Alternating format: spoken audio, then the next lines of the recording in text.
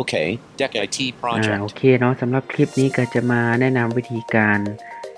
สร้าง Apple ID เนาะซึ่งเราจะเอามาใช้ในการดาวน์โหลดแอปพลิเคชันหรือว่าดาวน์โหลดเกมเนาะ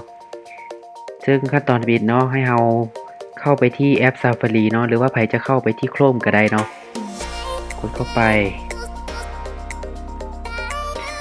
จากนั้นให้เราพิมพ์ใส่เนาะจากนั้นเราพิมพ์ใส่เนาะ Apple สังเกตอยู่ลุ่มเนาะมันจะขึ้นเป็น create your Apple ID เนาะตัวนี้ให้เรากดเข้าไป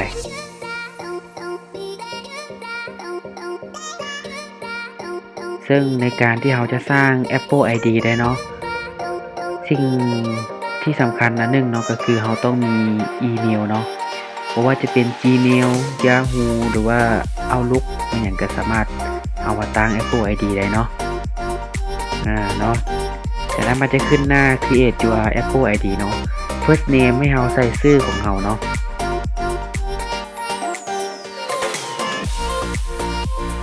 จากนั้น last name นามสกุล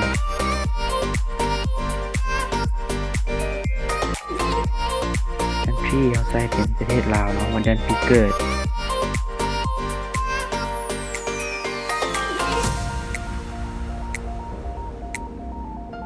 จากนั้นอีเมลเนาะ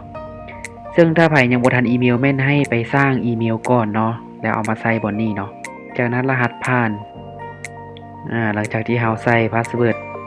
แล้วเนาะให้เราเลื่อนลงมามันจะมีคอนเฟิร์มพาสเวิร์ดก็คือให้เราใส่พาสเวิร์ดตัวเก่าเมื่อกี้เนาะเพื่อยืนยันหลังจากที่เราตั้งรหัสผ่านเนาะให้เราเลื่อนลงมามันจะมีให้เราเลือกก็คือ security question เนาะซึ่งคำถามตัวนี้เนาะเราจะเอาใช้ในเวลาที่เราอยากจะค้นหาเครื่อง iPhone ของเรานะว่าอยู่ไสเวลาที่เราใช้ ID ของเราเนาะไปเข้าในเว็บเบราว์เซอร์ในคอมพิวเตอร์หรือว่าในอุปกรณ์เครื่องอื่นเนาะมันอาจจะถามคำถามพวกนี้ขึ้นมาเนาะซึ่งให้เรากดเข้าไปมันจะมีอยู่หลากหลายคำถามเลยเนาะซึ่งคำถามก็จะมีอยู่ให้เลือกอยู่ที่ประมาณ6คำถามเราสามารถเลือกคำถามและก็ตอบคำถามเนาะตัวนี้เราจะเลือกเป็นSaw the cinema เนาะ What the first film แล้วก็เขียนคำตอบใส่เนาะ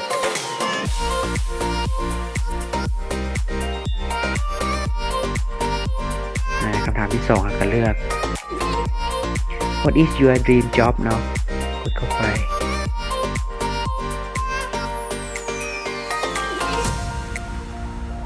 คำถามที่3 What city What birthday name favorite What the favorite sport team เนาะซึ่งทุกคนสามารถเลือกคำถามแล้วก็ใส่คำตอบได้ตามใจเนาะตัวนี้เนาะ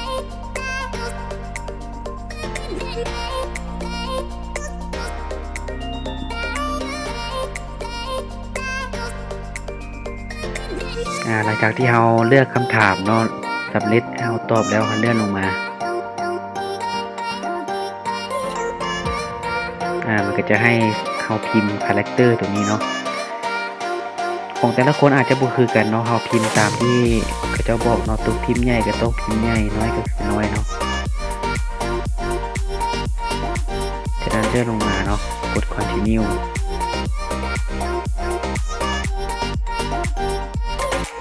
ก็คือมาฮอดบอนนี้นะมันจะให้ verify อีเมลเนาะ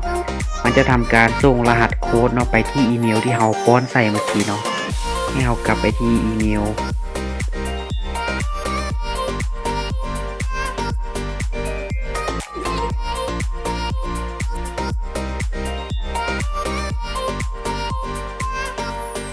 มันก็จะส่งเข้ามาอีเมลของเราเนาะให้เรากดเข้าไป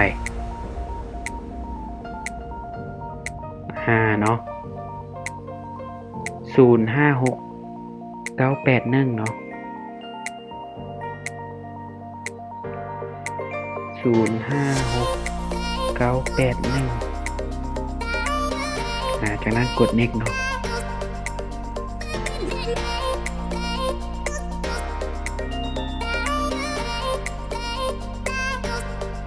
โอเคถือว่าเพียงเท่านี้เนาะเราก็จะได้ Apple ID แล้วเนาะซึ่งขั้นตอนต่อมาก็ให้เราเข้าไปที่ App Store เนาะจากนั้นให้เรามาเปิด App Store เข้าไป ให้เราสังเกตมุมด้านขวาเนาะให้เรากดเข้าไปจากนั้น Apple ID ก็คือเราจะใช้อีเมลที่เราตั้งเมื่อกี้เนาะ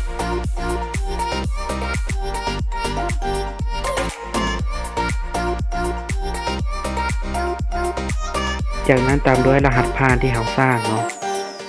หลังจากที่เราใส่อีเมลเนาะแล้วก็ใส่รหัสผ่านแล้วเรากดไปที่ Sign In เนาะ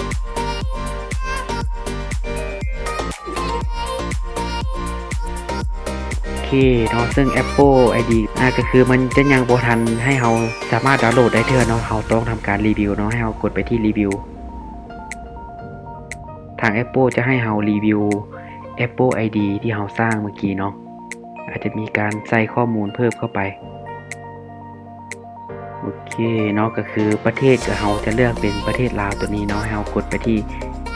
agree เนาะ to term จากนั้นกด next บอนนี่เนาะก็คือถ้า Apple ID เนาะสำหรับใครที่จะเอาไว้ใช้ซื้อแอปที่เสียเงินเนาะหรือว่าจะเป็นเกมเขาก็สามารถเป็นลิงก์กับบัตรเครดิตหรือว่าบัตรเดบิตการ์ดนี่อย่างใดเนาะแต่ว่าตัวนี้เขาจะตั้งเป็น Apple ID ที่ใช้โหลดแอปฟรีเนาะก็เราจะเลือกเป็น none เนาะเดี๋ยวนะ first name street เนาะให้เราใส่ street เราสามารถใส่ตัวใดก็ได้เนาะตัวนี้เนาะ street postcode รหัสไปรษณีย์ของเรา1000เอาบ่ชื่อเนาะเดี๋ยวเราลองใส่ตัวนี้ไปก่อน city เวียงจันทร์เบอร์โทรศัพท์เนาะ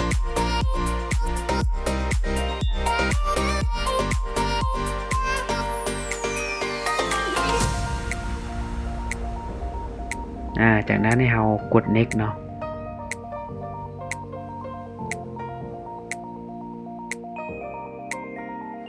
มันจะขึ้นเนาะ the phone number must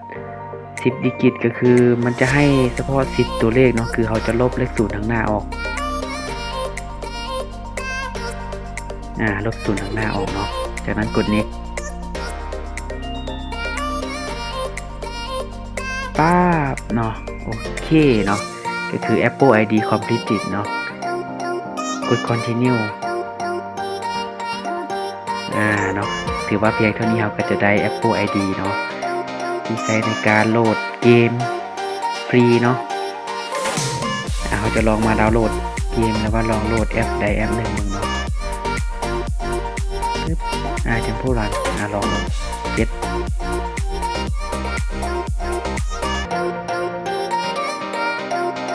มันก็จะขึ้นมาถามเนาะ Account ที่เขาสร้างเมื่อกี้เนาะเป็นเมลตัวนี้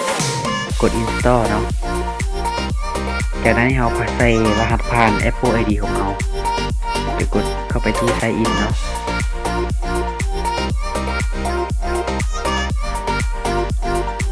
โอเคเนาะมันก็จะทำการดาวน์โหลดก็จะประมาณนี้เนาะในการตั้ง Apple ID เนาะก็บ่ยากเนาะทุกคนสามารถไปสร้าง Apple ID ที่เป็นของเราเนาะแล้วก็อีเมลที่เป็นของเราเนาะซึ่งมันจะสะดวกในการที่เวลาเราลืมรหัสผ่านหรือว่าเราอยากกู้ Apple ID ของเราคืนเราก็สามารถเฮ็ดได้เองแต่ก็ง่ายๆเนาะโอเคสำหรับคลิปนี้ก็ประมาณนี้เนาะโอเค